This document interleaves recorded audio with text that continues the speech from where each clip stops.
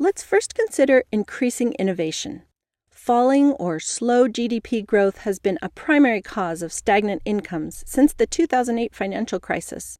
Growth results from companies adopting industry best practices and then moving on to new innovative technologies and products that set them apart from other global companies. What can companies do to surf the tide of globalization? Scholars like James Oldroyd and Shad Morris found that companies that engage with a global market and try to learn from the local operations are more likely to come out on top and become industry leaders. In particular, to be effective global innovators, companies need to do three things. First, invest in understanding customers and the problems customers experience in their local context.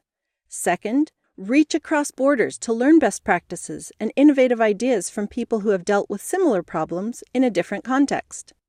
Third, carefully uncover the underlying principles that make these foreign ideas work. Then see if they can be applied and adapted in the local context. What can governments do to help?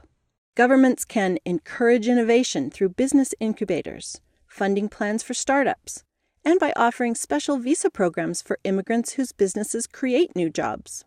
Overall, increased innovation has been linked to higher social mobility, which creates a happier and wealthier electorate. Next, let's talk about education. As you'd expect, higher-skilled workers have greater opportunities to raise their incomes than low-skilled workers.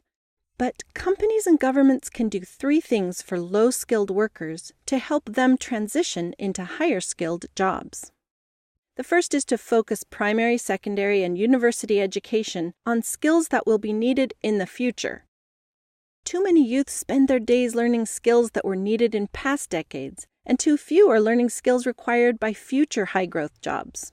The result of this job skills gap is that many companies are forced to outsource their production or import better-prepared foreign workers.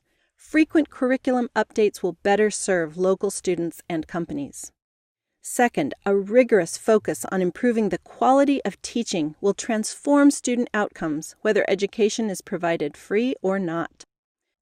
The world's leaders in primary and secondary education, Canada, Finland, Singapore, and South Korea, focus on quality teaching as the basis for outstanding student achievement. Raising teacher qualifications, adopting international best practices for education, and rewarding the most gifted teachers in the classroom will help. Third, integrating STEM education, that's science, technology, engineering, and math, at all levels, will equip students to qualify for high-demand jobs. STEM jobs often require a 4-year college degree, but educational institutions can work closely with companies to adapt curricula to anticipated employer needs, producing students at all levels with job-ready skills. Finally, governments and companies need to consider tax adjustments. The most direct way to decrease income inequality is to raise the value of government benefits and payments for the poor. Governments can increase government assistance like insurance, unemployment benefits, and education subsidies, or it can decrease taxes for low-income individuals, or it can employ a combination of both. In fact, a recent study in Europe found that a redistribution of wealth to the tune of just 1% of a country's GDP could create additional consumer spending of approximately $225 billion by targeting lower-income households, which have a higher propensity to spend their income than wealthier ones. Some governments have even floated the idea of a guaranteed universal basic income for all its citizens. This idea has been supported and rejected across the political spectrum. To those on the left, it represents a universal social safety net. To the right, an alternative to traditional welfare with its high administrative costs. In 2016, Swiss voters rejected a proposal to establish a universal basic income, but currently both Finland and Canada are experimenting with some guaranteed basic income programs. Increasing joblessness may lead to more trials of the universal basic income. In summary, globalization is arriving with a destructive side effect: extreme wealth inequality. Can we have one without the other? Initiatives to address the problem are not straightforward. Efforts to increase productivity through innovation will increase individual household income, but may not necessarily decrease inequality.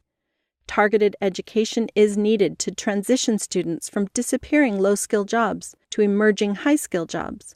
And finally, significant adjustments in tax policies may be needed to shore up the middle class and help relieve unbearable burdens from the poor.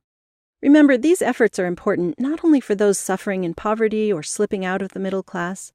All of society has a vested interest in ensuring the negative side effects of globalization are curtailed so that our cities remain livable, our neighborhoods are safe, and humanity's most valuable asset, our children, have a dignified future.